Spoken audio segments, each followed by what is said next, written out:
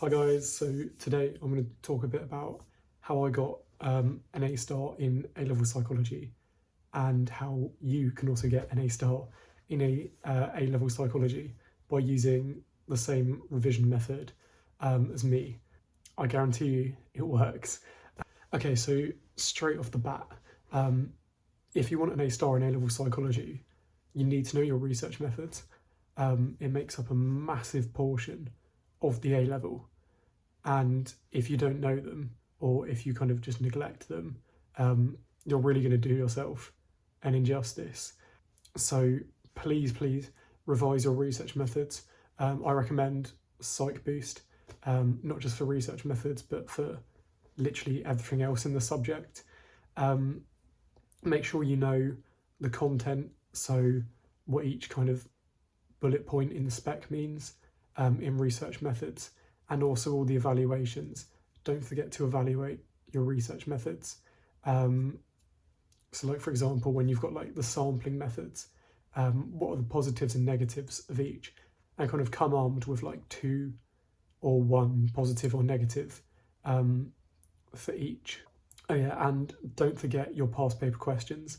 The best way to revise research methods, once you know the content, is to apply it to those past paper questions. AQA tend to repeat the same questions year on year.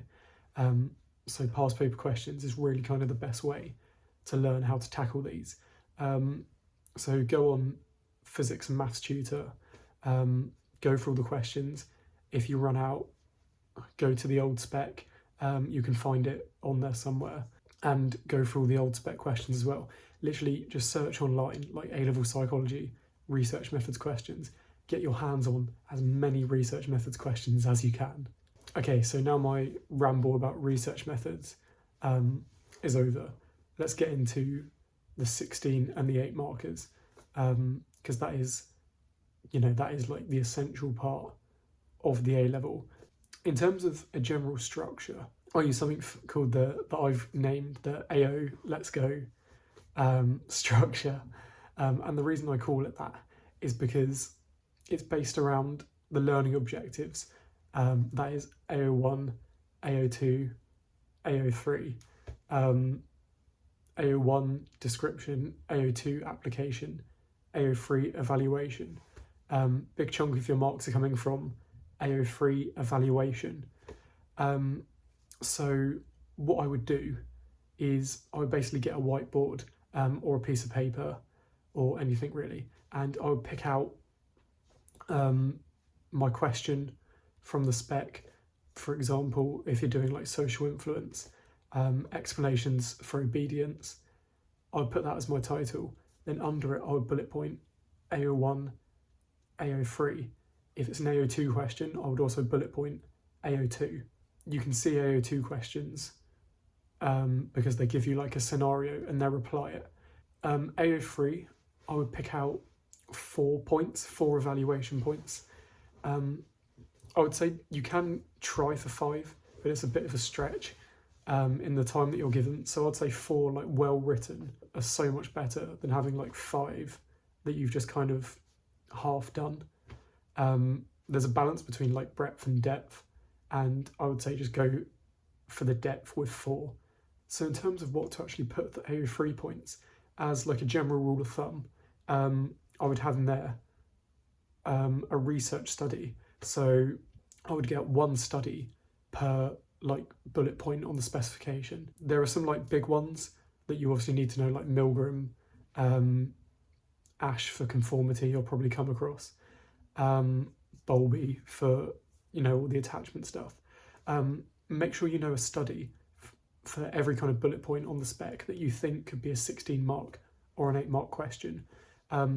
You don't need to learn loads of studies. If you go on the book, you'll probably see there's loads of kind of little niche studies in there.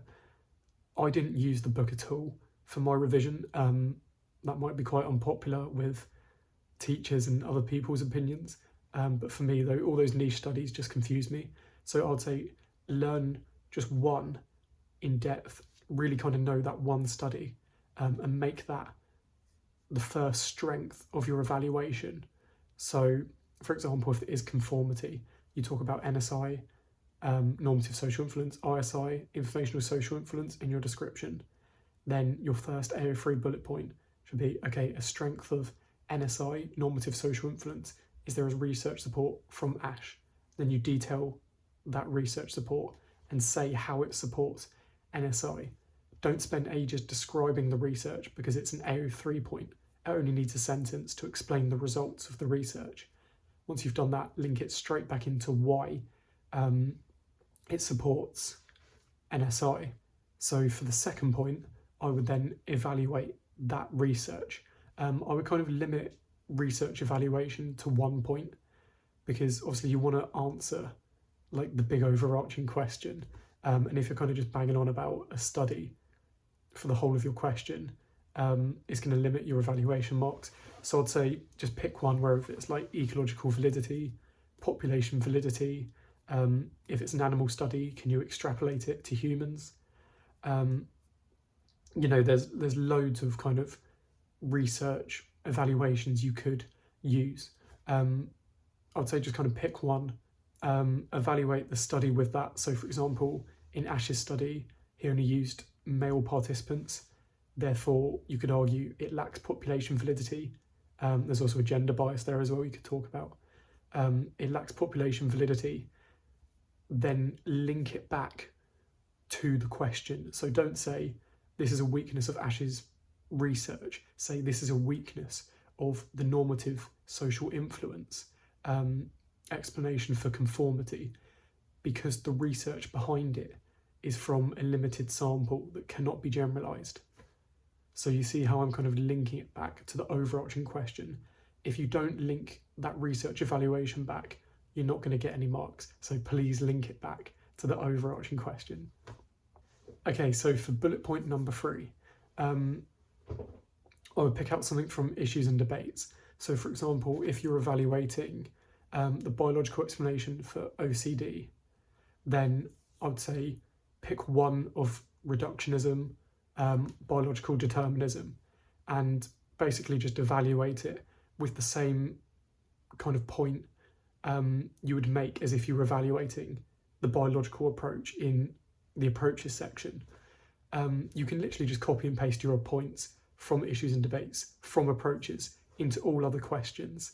And that's why it's really essential that you know your approaches and your issues and debates, you know your evaluation points for them, and you wrote them down, because then you can literally just copy and paste them across. And all you then have to do is add on a sentence at the end that links it back to the question. So for biological determinism, you could say the biological approach to OCD is deterministic. It says we've basically got no free will in getting OCD. Then you could kind of explain through that a bit more, what that means. And then at the end, link it back and say, therefore, people with OCD may feel like they're helpless in treating their condition. So again, I'm linking it back into that question, but I'm just copy and pasting that evaluation point. Okay, and finally for point 4, I say for this can be kind of any point. Maybe pick one out of the book, maybe pick one from Psych Boost, maybe pick one your teacher's given you. I would say try not to double up on the points you've already made. So try not to do kind of another issues and debates or a research evaluation. You can definitely do another study. If you can learn 2 studies, great, but don't kind of bog yourself down with learning lots of little niche studies, as I said before. But I'd say don't kind of double up on the issues and debates and the research evaluation points. And the reason I say that is because obviously you want to kind of answer the question. You want some interesting kind of high level points in there as well. So I'd say try to avoid repeating them. I would also say in this 4th point, try and link it to society. That might seem quite weird, but actually if you kind of apply it to society, then it shows that you're kind of going then beyond the question and thinking about it in a broader sense, and that can really boost your markup. In attachment, if Bowlby said that kind of like maternal deprivation will affect you later in life, that has a practical application to maybe parents in society and kind of word it like that as well. Use that in your answer, because I don't know, they may spend more time with their kids. They may take more time off work to be with their children because they don't want them to be maternally deprived. And that obviously has a massive impact for society and also the economy as well. Mention psychology in the economy. If you want an extra evaluation point, maybe you've got a bit of extra time, maybe you've forgotten one of your evaluation points, use psychology in the economy.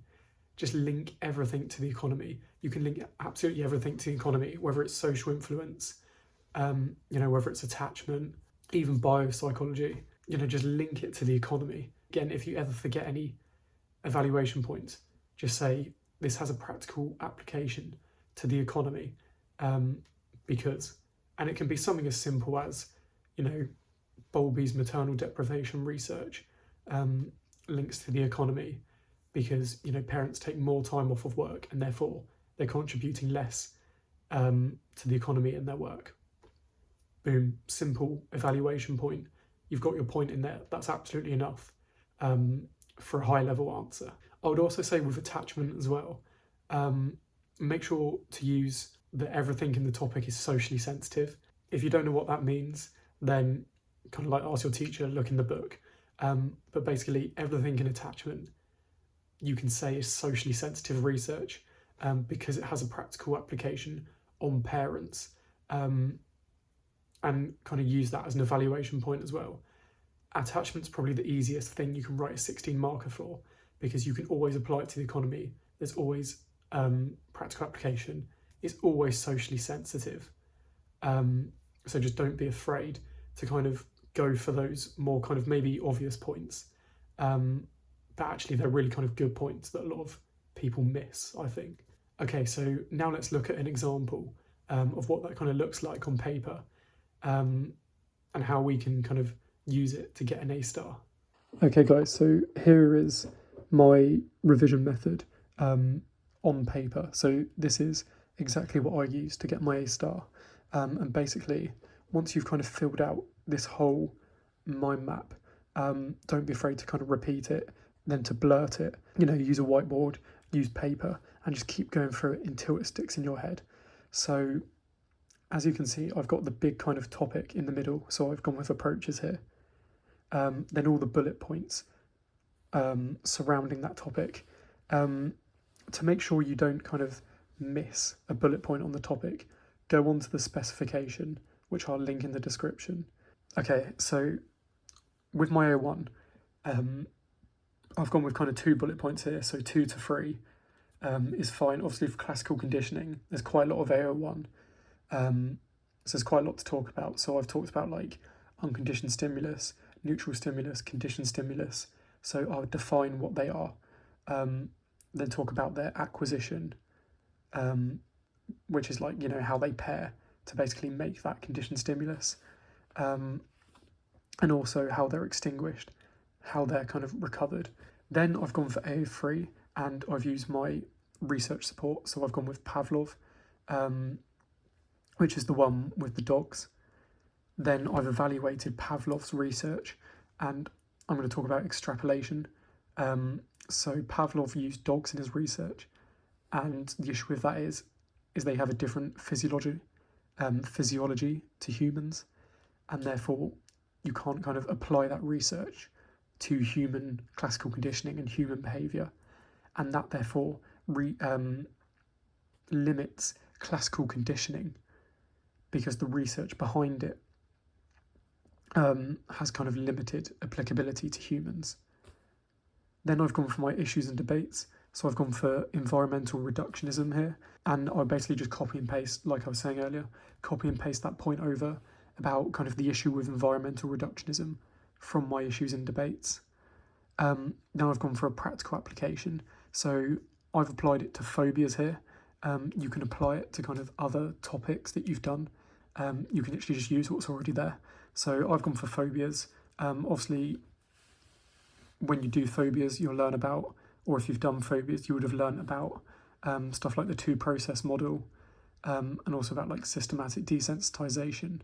And that's all kind of based on classical conditioning, forming those stimulus response associations. Yeah, and that forms up my 4 bullet points. So I would kind of put that there. I would save this piece of paper. Then when I need to revise this topic next, I would get out a blank sheet of paper, rewrite this whole kind of layout, then go through the A1 and A3 points and see what I've remembered. Then I would fill in what I've not remembered with a red pen. I would save that paper.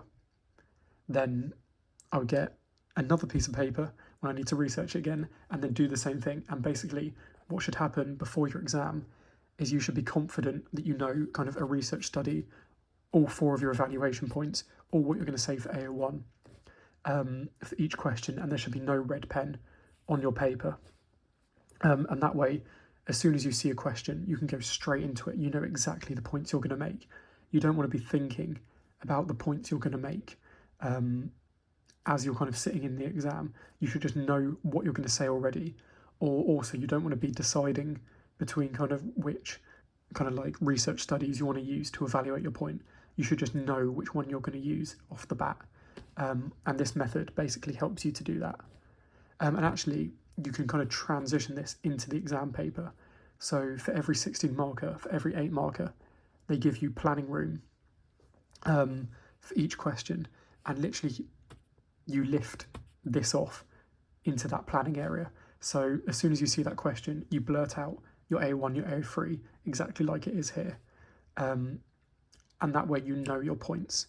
You can also use your evaluation and description points here for the smaller mark questions.